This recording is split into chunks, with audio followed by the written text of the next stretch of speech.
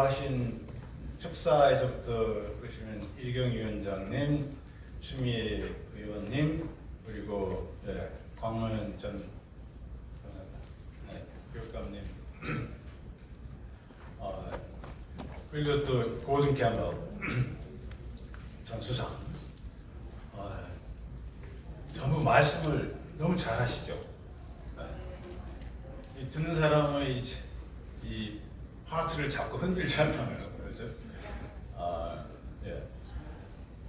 이미 일부에서 시민의회라고 하는 것이 무엇인지, 사실은 고든 캠벨 같은 분은 세계적으로는 이 Citizens Assembly라고 하는 것을 처음 현실 정치 제도에 적용 실제로 구현한 사람분이거든요.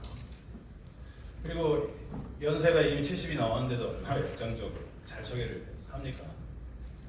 그 앞에 지금 추미애 위원도 마찬가지였고, 이력이 위원장도 그렇고, 황명희 국감도 그렇고, 굉장히 여러분들 마음으로부터 이해하기 쉽게 말씀을 잘 해준 것 같습니다. 2부 순서는 저희들은 쭉 발표하는 저희들은 전부 학교에 있는 따분한 학자들입니다. 그래서 그만큼 박진감 있는 발표라기보다는 성실하게 저희가 정리한 그런 내용들을 전해드리는 그런 순서로 생각해 주시면 되겠습니다. 첫 발표에서 저는 일단 크게 시민의회라고 하는 게 여기는 비교적 많이 알고 계신 분들이 참여하셨습니다만, 이게 세계적으로 어떤 큰 흐름 속에서 이런 게 나왔고 한국에서는 어떻게 이게 진행이 됐고 이런 걸 개괄해서 알려드리는 그런 내용이 되겠습니다.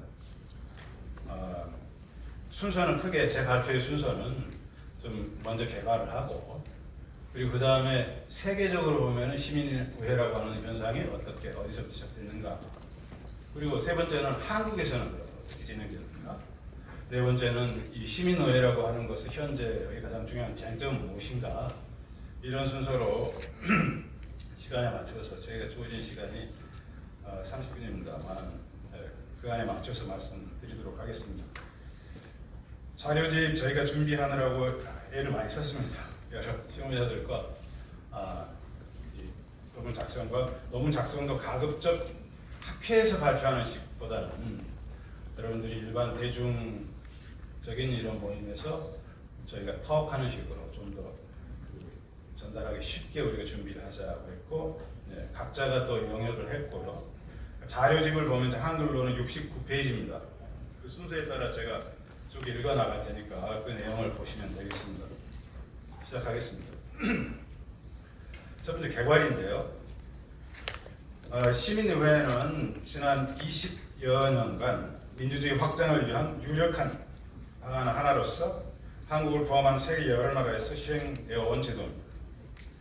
앞서 고든 캠벨 수상 본 것처럼 2004년 캐나다 브리티시 콜ум비아는 제일 서쪽에 있는 주 하나입니다. 땅은 넓은데 인구는 당시에는 400만 정도 됐습니다. 주에서 선거법 개정 시민의회 개최를 시작으로 현재까지 소유로 국가 북미주, 호주, 뉴질랜드 등 서방권의 거의 모든 국가뿐만 아니라 한국도 있다 보시겠지만 한국의 공론화위원회는 시민의회 아이디어거든요. 일본, 중국, 인도 등 여러 나라. 그 남미에서는 브라질, 칠레, 페루, 멕시코, 콜롬비아, 파나마. 제가 아는 정도가 그렇습니다. 더 많을 겁니다. 이미 여러 나라에서 개최된 바가 있습니다. 그동안 다뤄진 시민의회의 의제는 선거법 개정, 헌법 개정, 기후위기 대응, 과학기술 정책, 교육 정책, 의료 보고 정책, 주요 외교 정책 등 매우 광범위합니다. 시민의회의 이론적인 원리는 민주적인 대표성. 여러분 대의제 민주주의 할 때 representation이라고 하는 것도 대표거든요. 그런데 앞서 일부에서 많이 이야기된 것처럼 왜 민주적인 대표성이 투표로만 독점돼야 되는 것일까? 이런 민주적 대표성이 확장돼야 되지 않는가 하는 것 첫째. 두 번째는 그렇게 모인 확장된 대표성의 집단이 좀 더 충분히 논의를 할 수 있도록, 영어로 하면 이제 deliberation입니다. 충분히 논의를 한다라는 것이거든요. deliberation에 대해서는 그 한국말로 번역할 때 수기, 토의 또는 심의 여러 가지로 번역이 되어 왔습니다. 같은 의미인데 이런 차이는 있습니다.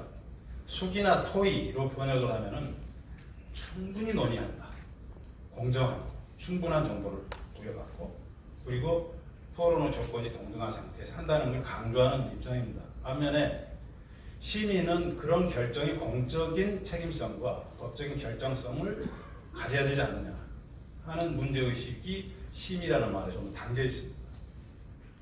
그러니까 저희가 시민회의를 모여가지고 그냥 많이 모여가지고 충분히 이야기만 하면 끝나냐?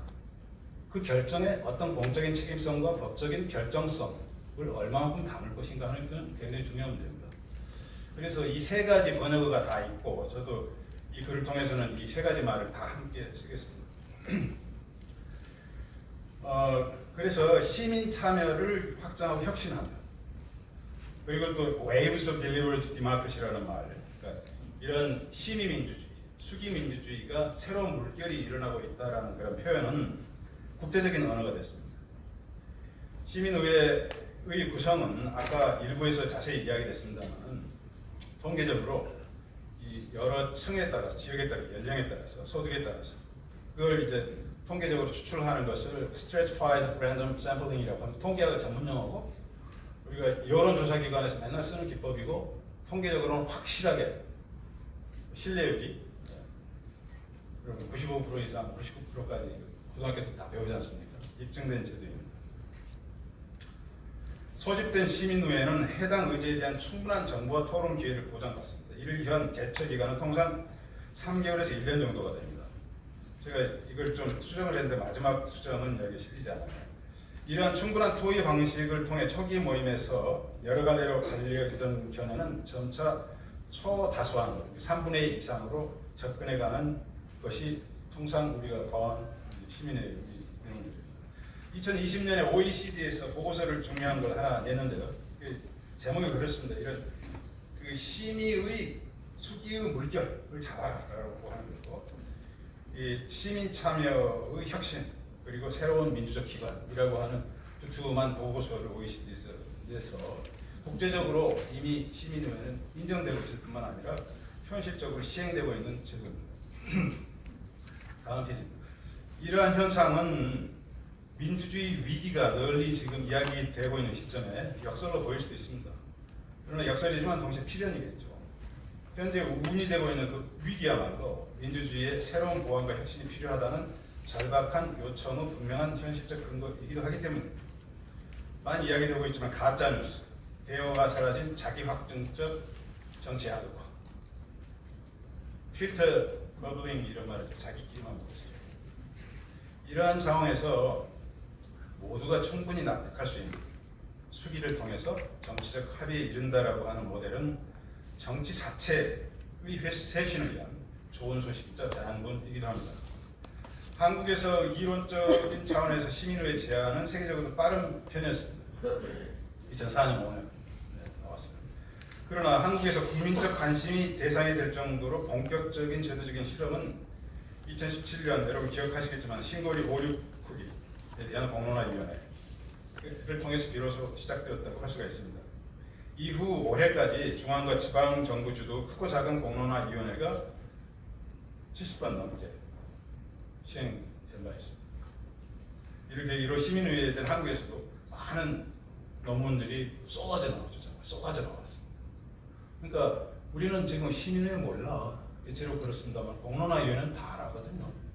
근데 한국은 이미 굉장히 많이 한 세계. 세계적으로 보더라도 굉장히 많이 한 나라에 속합니다. 두 번째, 그러면 세계 속에서 시민의회가 어떻게 시작됐는가 이걸 좀 살펴보겠습니다. 2000년대에 들어서 시민의회로 명명되면서 분명한 형태를 드러내기 시작한 민족 대표권 확장의 제도적 실험의 연원은 1980년대, 90년대로 올라갑니다. 연원은 크게 둘로 나눠볼 수 있는데요. 또 하나는 먼저 하나는 서방권, 그 소유럽과 미국이죠. 이제 카나다, 미국.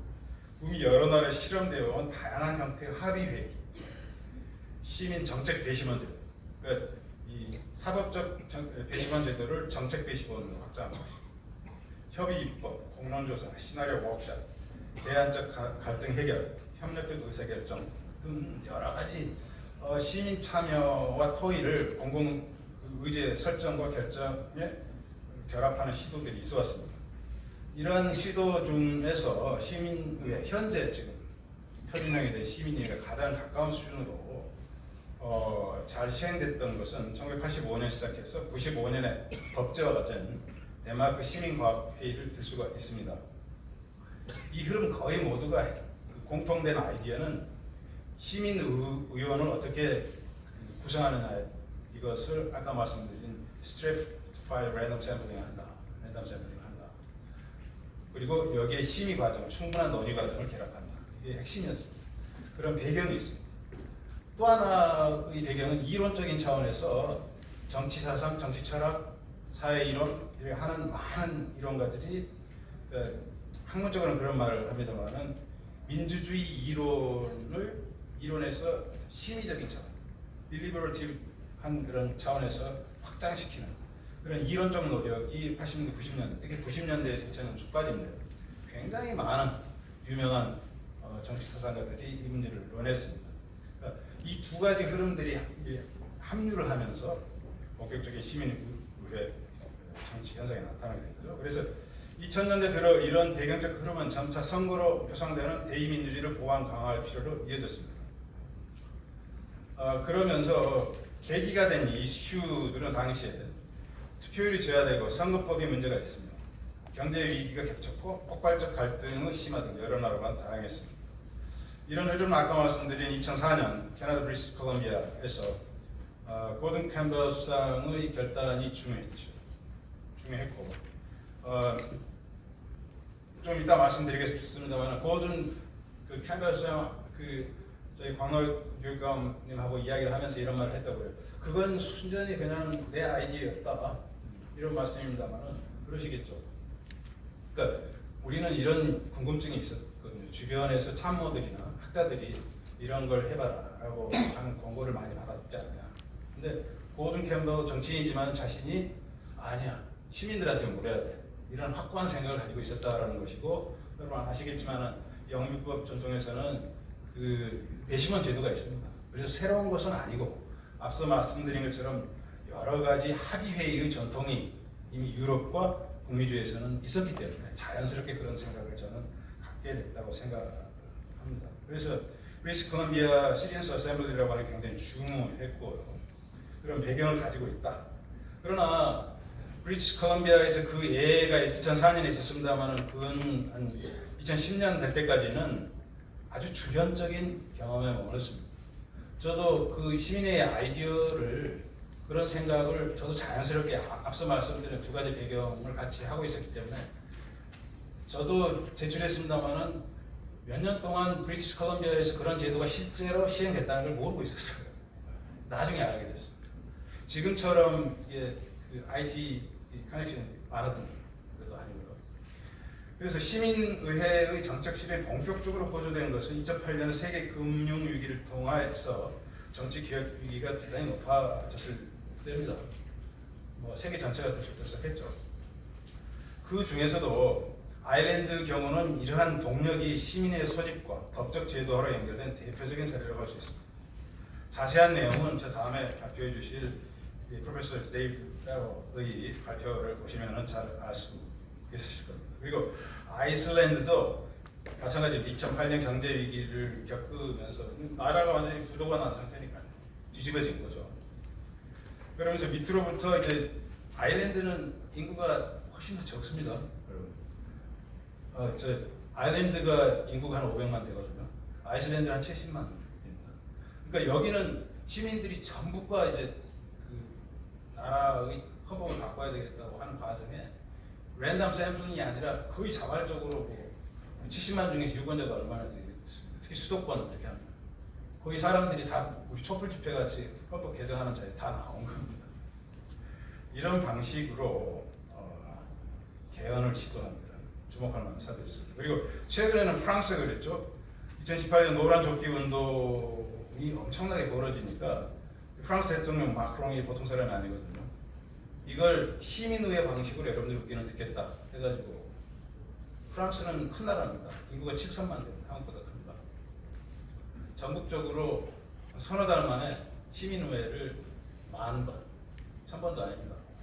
100번이 아니라 10,000번 했습니다.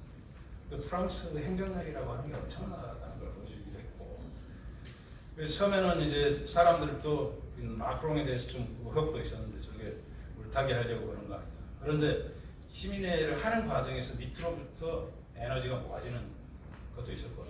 어쨌든 좀 성공적인 평가를 받으면서 나중에는 마크롱은 이 아이디어를 기후위기, 클라이밋 크라이시스에 적용을 시켜가지고 또 성공적인 시민의회를 해냅니다. 물론 정부 주도로 해낸 시민의회 실험에 대한 여러 가지 평가들이 가능하고 앞으로 그런 이야기가 나오겠습니다만, 어쨌든 프랑스 경우가 주목되는 것은 이제는 아일랜드나 아이슬란드 같이 조그만 나라가 아니라, 그리고 캐나다 브리티시 콜롬비아도 조그만 주거든요. 조그만 주라고 해봐야 인구가 500만 됩니다. 근데 프랑스는 7천만을 가진 상당히 큰 나라에서 시민의회를 몇 달 만에 10,000번을 할 수가 있다. 입증을 하는 거죠.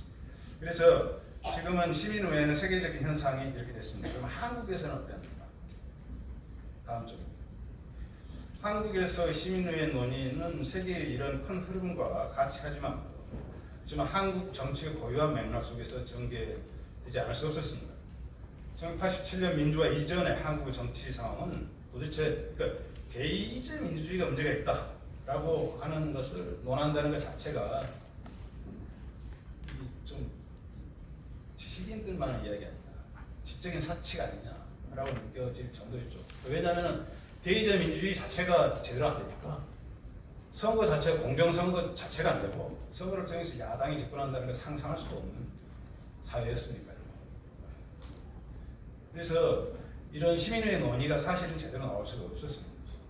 그러다가 87년 대통령 직선제를 통해서 민주화를 이루고 98년에 최초로 야당이 집권에 성공하면서 이제는 한국에서도 그런 논의가 나오게 되었던 거라고 저는 보고 있습니다. 그래서 이 97년에서 2007년까지 민주정부 10년을 경험해서 주목할 점은, 그때 처음으로 한국 사람들이 그런 생각을 할 수가 있었다. 그러니까 우리가 교과서적으로 알고 있는 대의제 민주주의라고 하는 게 미국 민주주의, 프랑스 민주주의, 영국 민주주의 하면은 문제를 다 해결될 거라고 생각했지만 그것만이 다는 아니구나 하는 생각을 최초로 하기 시작했다.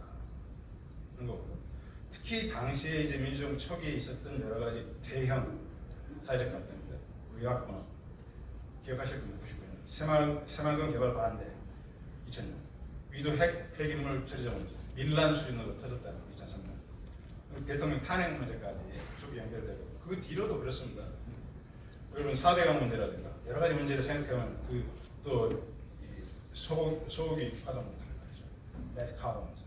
이런 문제들에 대해서 현실 정치 제도가 대응을 제대로 못하는 거예요. 그러면서 민주주의라고 하는 게 그냥 선거만 있는 게 아니라 이 바탕에 이렇게 참여, 파티스페이션이 있고, 그 위에 시민들 결사가 있고, 여러 가지 시민이 있고, 그 위에 딜리버레이션을 하는 장치가 있고, 그래야지 그 위에 민주주의가 서야지 선거라고 하는 것도 의미가 있어진다.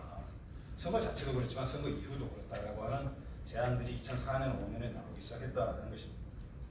그렇지만 제안이 이때 나왔지만은 거의 10여 년 동안 한국에서 시민의회로는 뚜렷한 반응을 꺼내지 못했습니다. 대체적인 분위기는 제가 겪어봐서 합니다만 무슨 이야기 하는지 모르겠다. 비현실적인 이야기 아니야. 설명을 해도 이해를 저는 못했어요. 왜냐하면 그게 어느 정도 시대의 차이일 수 있고, 한국인들의 정책이 어쩌면 지금도 그렇습니다만 정말 제대로 된 사람을 뽑으면은 바꿀 수 있지 않나? 지금 이상한 사람들이 자꾸 되니까 그렇지. 제대로 된 사람을 뽑으면 되잖아. 이런 주의가 있습니다. 그렇지만 이 기간 동안은 조금씩 그러니까 한국에서도 이 국민참여 재판 이런 제도가 도입이 됐고, 2008년 촛불집회 때 이런 이 시민 항의가 좀 더 지속적으로 되기 위해서는 시민의회 같은 기구가 필요하다는 제안도 있었습니다. 또 일부 시민운동가들과 진보정당 활동가들은 각종 시민정책 토론 패널을 조직하거나 대의원 구성, 또 정당 공천, 그러니까 국회의원 후보 공천을 하는데 시민의회적 방법을 적용하기도 했습니다. 또 시민 참여 확대를 모색하는 일부 지방자치단체 민선 수장들이 지자체 정책 수립과 평가 과정에서 시민의적 강도를 응용하기도 했습니다. 또 일부 지역사회 갈등 해결에 시민 게시판이나 공론조사 방법을 적용하기도 했습니다. 그렇지만 그동안은 넓게 보면은 사람들이 그런 일이 있는지 잘 몰랐습니다. 부분적으로 그런 실험들은 있었지만 전혀 시민의회라는 의제가 대중화될 수가 없었던 거죠.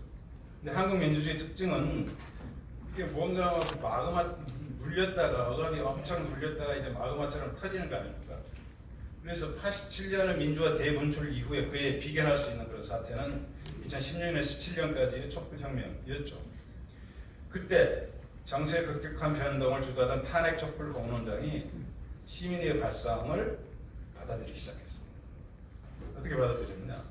당시 탄핵운동에 맞서 개혁을 저지하려는 쪽에서는 개헌론을 띄우고 있었는데 기억하실 겁니다. 물타기 하는 거죠. 탄핵을 물타기 하려고.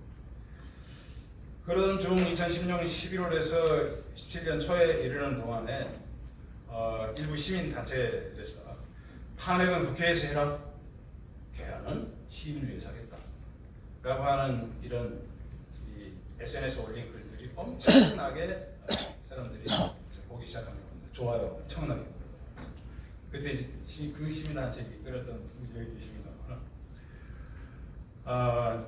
당시에 그 메시지가 촛불 공론장의 여론 요청과 잘 맞았고 이미 한국에서 시민회를 설명할 때 이론적으로 이미 정립되어 있었기 때문에 잘 설명을 했을 뿐만 아니라 또 하나 우연찮게 아일랜드가 세계 시민의회 운동에 많은 영향을 줬는데 유럽에도 그렇고 그렇습니다. 당시에 묘하게도 바로 그때 촛불혁명이 있었을 때 아일랜드에서 헌법 개정 시민회가 개회 중이었습니다. 그러니까 너무 설명하기 좋은 거죠. 아일랜드 진짜 이렇게 하고 있다고 시민들이 모여서 헌법 개정을 하고 있어요. 너무나 쉽게 받아들일 수가 있었습니다. 그때 이제 한국에서 시민의회론이 최초로 확산됐다라고 말씀드릴 수 있거든요. 이렇게 되다 보니까 나중에 이제 그 탄핵 끝나고 나서 대통령 후보 세 사람이 이 헌법 개정을 시민의 방식으로 하겠다고 공약까지 했습니다. 세 사람 짐작하실 수 있으시겠죠. 문재인 후보, 안철수 후보, 심상정 후보. 그 뒤로 또 이제 뭐 문재인 대통령 된 다음에 자신 나름의 그런 헌법 개정안을 만들고 거기에 수기회의라고 하는 걸 좀 형식적인 걸 붙였고, 아까 말씀드린 것처럼 본격적인 그런 시민의제 방식을 실험한 것은 신고리 이후였고, 신고리 반응이 좋으니까 그 다음부터는 문재인 정부는 마치 한쪽으로 보면 공론화위원회 러시 굉장히 많이 했거든요. 그랬습니다. 그러나 그 공론화위원회가 시민회의 취지나 100점짜리라고 볼 수 있느냐? 제가 보기에는 한 50점짜리 정도 합니다. 그래서 우리가 여전히 개선할 여지가 남아있다라고 하는. 마지막으로 시민의 장점이 뭐냐 그 말씀을 드리면서 아까 말씀드린 것처럼 이 민주적인 대표성이라고 합니다. 우리는 왜 민주적인 대표성을 선거로만 제한합니다. 현행 헌법은 그렇습니다. 그러니까 선거를 통해서 위임받은 대표성을 가지고 입법권도 가지고 여러 가지 헌법적인 권한을 행사하고 있는 것이고, 그러나 과연 선거에 의한 대표성을 폐기하자는 입장은 저는 전혀 아닙니다. 그러나 그것이 가지는 한계가 대단히 많이 드러나고 있다. 그러면 그것을 확장하기 위한 진지한 노력이 세계적으로 지금 되고 있다. 이것이 시민의 운동의 핵심이라고 저는 생각하고 있습니다. 잘 아시는 것처럼 대의제를 확장해야 돼. 선거제도 자체 문제가 있어. 이런 이야기 하면은 불같이 화를 내는 분들도 여러분 주위에 많으실 수 있습니다. 여기 오신 분들은 그런 문제들이 한 번쯤은 생각해 보시는 분들이 우리 주위에 보면 그렇죠. 아까 곽는 전 교육감님도 말씀해 주셨습니다만 시민의회 그러면 길게 듣기 전에 아니 당신들이 무슨 권한이 있어서 입법에 관여를 한다는 거냐. 국회의원은 표를 받아가지고 대표성을 가지고 있잖아. 시민회가 무슨 권한이 있냐, 무슨 자격이 있냐, 화를 내는 사람 많거든요. 그러나 실제로 원리를 가만히 생각해보면 민주주의라고 하는 게 모든 국민이 동등한 자격을 가지고 공적인 정책 결정이나 입법권에 여한 형식이든지 나름 대표성을 가지고 참여할 수 있다는 것 자체는 어떻게 보면은 선거보다도 훨씬 더 넓은 민주적인 대표성을 가지고 있거든요. 이것은 진정으로 민주주의 사회의 헌법적인 문제입니다. 정말로 진지하게 논의해볼 문제입니다. 실질적인 수단을 찾아야 됩니다. 앞으로 지금 이제 아일랜드 경우나 벨기에도 나오고 한국에서 실현도 나오고 있습니다. 이 문제는 이제는 우리가 일부 학자들만의 이야기나 일부 정치인들만의 이야기 아닙니다. 우리 문제로 정말 관심을 진지하게 가져야 될 때라고 생각합니다. 시간에 맞춰서 제 발표를 마치겠습니다. 감사합니다. 네, 감사합니다. 이 기조 발제의 성격에 맞춰서 굉장히 배경 설명부터 시작해가지고 쟁점까지 잘 설명해 주신 거예요. 제가 중간에 오늘 이 말씀을 드리고 싶은데 굉장히 귀한 기회입니다. 시민의회에 대해서 이렇게 한 자리에 캐나다, 그다음에 아일랜드, 벨기에, 그리고 우리나라에 대한 발표도 여러 명이 하시죠. 이렇게 모여서 논의하는 자리는 제가 아는 한은 없었어요. 굉장히 귀한 자리거든요. 그래서 이거를 굉장히 잘 활용하셨으면 좋겠어요. 조금 어려울 수도 있지만 우선 각 나라가 어떻게 다른지 한번 눈여겨보십시오. 그 다음에는 지금 우리나라 얘기를 계속 하시지 않습니까? 우리나라는 뭐가 좀 독특한가? 그 다음에 중간중간에 다들 쟁점에 대해서 얘기를 하실 겁니다. 이게 어려운 점이고 이게 좀 한계가 있다. 그런 것은 무엇인가? 이런 논의를요, 이렇게 한 자리에서 들을 수 있는 기회는 다시 한번 말씀드리지만 굉장히 드뭅니다. 이게 귀한 기회거든요. 그래서 그거를 저희가 삼아서 오늘 공부를 하고 저희가 동력을 삼아서 앞으로 추진을 했으면 하는 바람이거든요. 여러 가지 지금 세계적 흐름, 한국적 흐름, 주요 쟁점을 가지고 말씀해 주셨고요. 이제 다른 나라 케이스들이 나오고 한국에 대한 논의가 마지막까지 정리가 될 겁니다. 이걸 하나의 패키지로 들으시고 이제 마지막에 이제 Q&A 세션에 또 질문도 하실 수